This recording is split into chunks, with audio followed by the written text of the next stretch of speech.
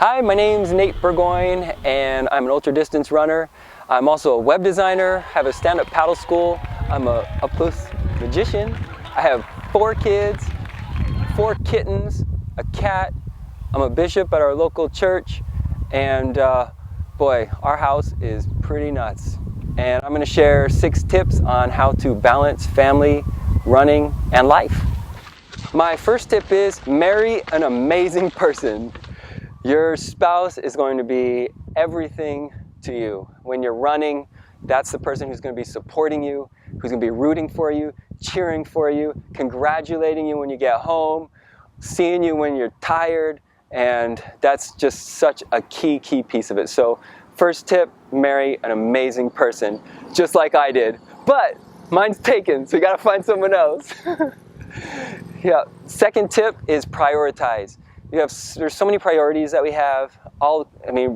Basic ones. You got your work, your family, your relationship with your spouse, your spiritual growth. All these things. So many priorities. So I'd say second tip would be make sure that your priorities are straight. Know what they are. Identify them, and make sure you do them in order. For me, family first. My relationship with my wife is first and foremost. Then my family, my work, and then running. The reason that you want to make sure that those priorities are first is because if you're out running, for me personally, when I'm out running, if I don't feel like my priorities are straight, my running is just not what it could be. It's not as joyous, it's not as happy. My mind is elsewhere, it's running, and those are times when I often trip, get injured, and it's just not what it's supposed to be. So make sure you get your priorities straight, and then your running is going to be way more rewarding. My third tip is to trust in your training.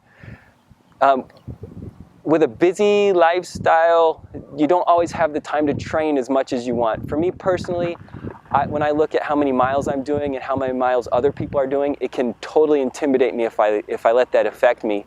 But John Salmonson and PJ Salmonson, they always say that you need to know when you get to the starting line that all the training you've done is enough. That's enough you need. You've done exactly what you need to get to the end.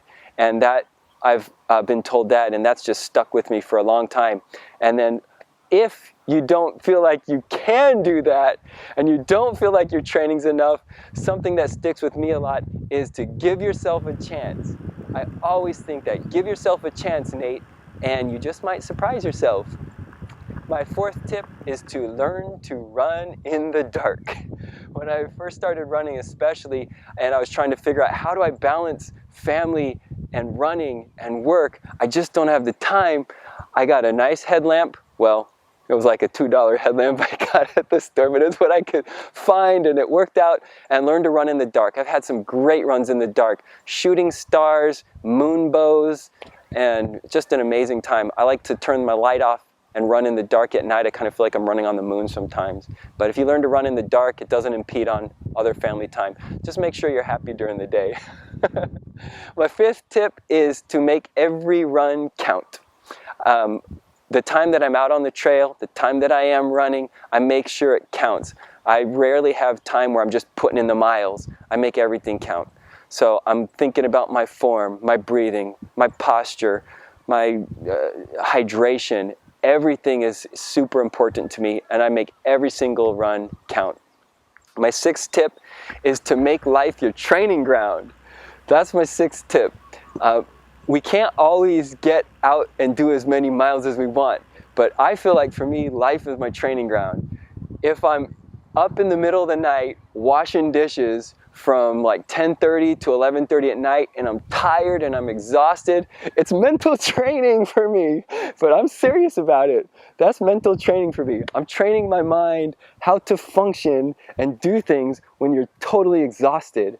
And I do that when I'm sitting at work, when I'm sitting at my desk building websites. I'm sweating because I don't really have AC in there, and I'm thinking to myself, Nate, you're training. Nate, you're training. Just wipe the sweat off and keep going.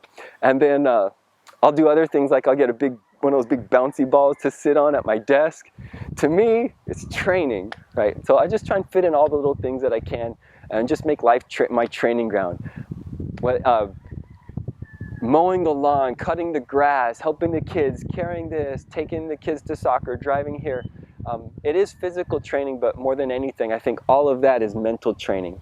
The mind is super powerful, and I personally only get in, like I said, probably half the miles that I typically would like to do if I could. So everything's got to count, and a lot of the mental training is huge. So tip number 6, make life the training ground. And those are my 6 tips to balancing family, life, and running.